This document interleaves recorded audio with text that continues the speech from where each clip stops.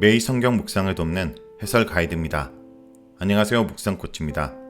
함께 읽고 나눌 말씀은 역대하 32장 24절에서 33절까지 말씀입니다. 먼저 24절에서 26절 읽겠습니다. 그때 히스기야가 병들어 죽게 되었으므로 여호와께 기도하매 여호와께서 그에게 대답하시고 또 이적을 보이셨으나 히스기야가 마음이 교만하여 그 받은 은혜를 보답하지 아니하므로 진노가 그와 유다와 예루살렘에 내리게 되었더니 히스기야가 마음의 교만함을 뉘우치고 예루살렘 주민들도 그와 같이 하였으므로 여호와의 진노가 히스기야의 생전에는 그들에게 내리지 아니하니라. 24절은 병들어 죽게 된 상황 속에 기도하는 히스기야입니다. 사내림의 침공을 믿음으로 이겨낸 히스기야에게 위기가 찾아옵니다. 그것은 히스기야가 병들어 죽게 된 것입니다. 이러한 상황 속에서도 히스기야는 간구함으로 하나님을 간절히 찾습니다. 하나님께서는 히스기야의 기도에 응답하시고 이적을 보여주십니다. 열왕기 평행 본문에 의하면 이 이적은 아스 왕의 해시계가 뒤로 10도 물러간 것입니다. 이 사건을 통해 다시 한번 히스기야의 기도의 능력이 입증됩니다. 역대 기자는 히스기야를 기도의 사람으로 소개합니다.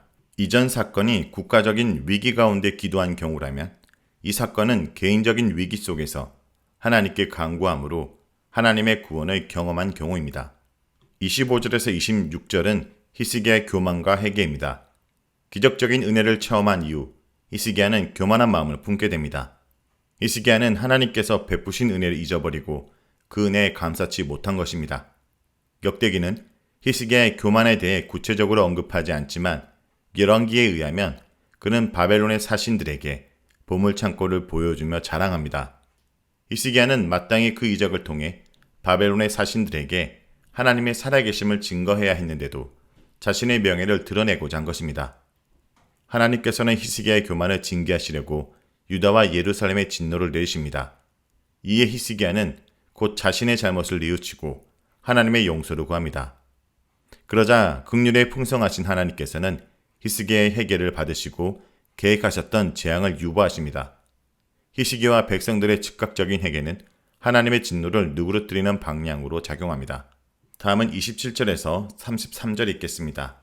히스기야가 부와 영광이 지극한지라 이에 은금과 보석과 향품과 방패와 온갖 보배로운 그릇들을 위하여 창고를 세우며 곡식과 새 포도주와 기름의 산물을 위하여 창고를 세우며 온갖 짐승의 외양간을 세우며 양떼의 우리를 갖추며 양떼와 많은 소떼를 위하여 성읍들을 세웠으니 이는 하나님이 그에게 재산을 심히 많이 주셨음이며 이 히스기야가 또 기온의 윗샘물을 막아 그 아래로부터 다윗 성 서쪽으로 곱게 끌어들였으니 히스기야가 그의 모든 일에 형통하였더라.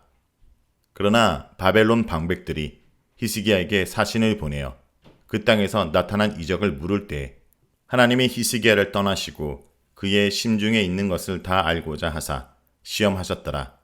히스기야의 남은 행적과 그의 모든 선한 일은 아모스의 아들 선지자 이사야 묵시책과 유다와 이스라엘 열왕기에 기록되니라.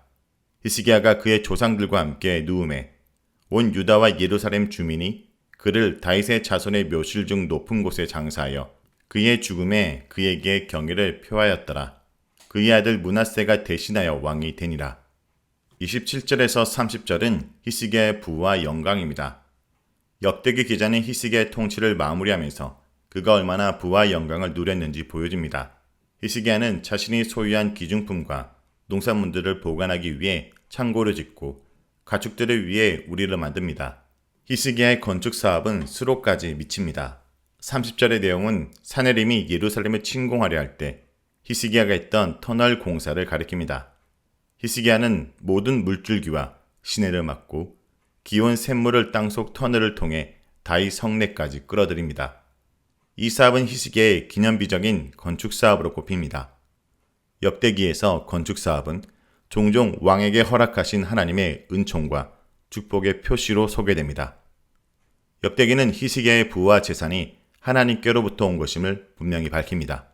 히스기야는 그런 부와 재물을 건축 사업과 국가적인 번영을 이루는 용도로 사용하였습니다. 따라서 역대기 기자에 의하면 히스기야가 누렸던 부와 제사는 그의 경건을 입증하는 요소로 사용되며 그의 경건에 대한 하나님의 보상입니다.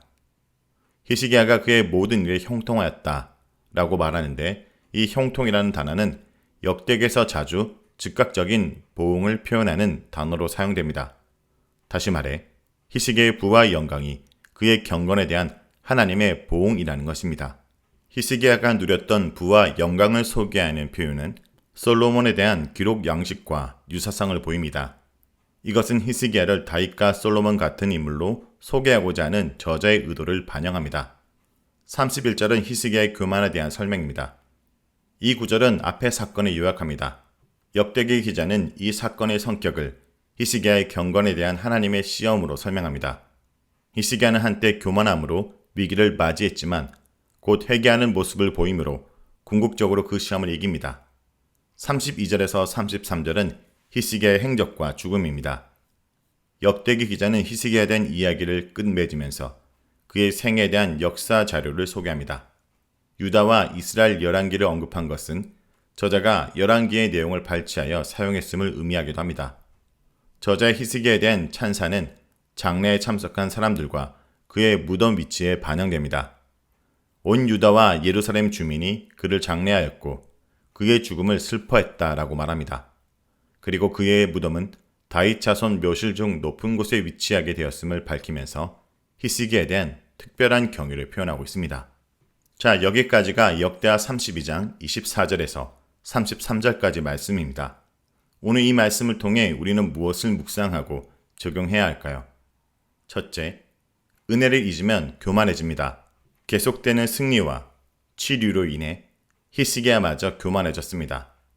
교만해지면 은혜를 받아도 더 이상 감사하지 않고 당연한 보상과 대가로 여기게 됩니다. 한 사람의 교만으로 치러야 될 희생은 엄청납니다. 아담 한 사람의 교만으로 온 인류가 고통받았고 히스기야의 교만으로 온 나라가 고통받았습니다. 우리도 언제든 또 얼마든 교만할 수 있음을 명심해야 됩니다. 혹시 나의 교만으로 내 가족, 내 이웃, 우리 교회에 아픔을 주고 있지 않은지 돌아보기 원합니다. 둘째, 회개는 빠를수록 좋습니다. 히스기야는 하나님의 진노가 유다와 예루살렘에 임하는 것을 보고 재빨리 자신의 교만을 뉘우치며 겸손히 하나님께 돌아섰습니다. 그로 인해 하나님의 진노는 중단되고 연기가 되었습니다. 의로운 사람이라고 해서 교만하지 않은 것이 아니며 잘못과 실수가 없는 것도 아닙니다. 죄를 짓지 않아서 의로운 것이 아니라 죄를 회개하기에 의로운 것입니다. 오늘 우리가 뉘우치고 돌이켜야 될 잘못과 죄는 무엇인지 돌아보는 하루가 되길 간절히 기도드립니다.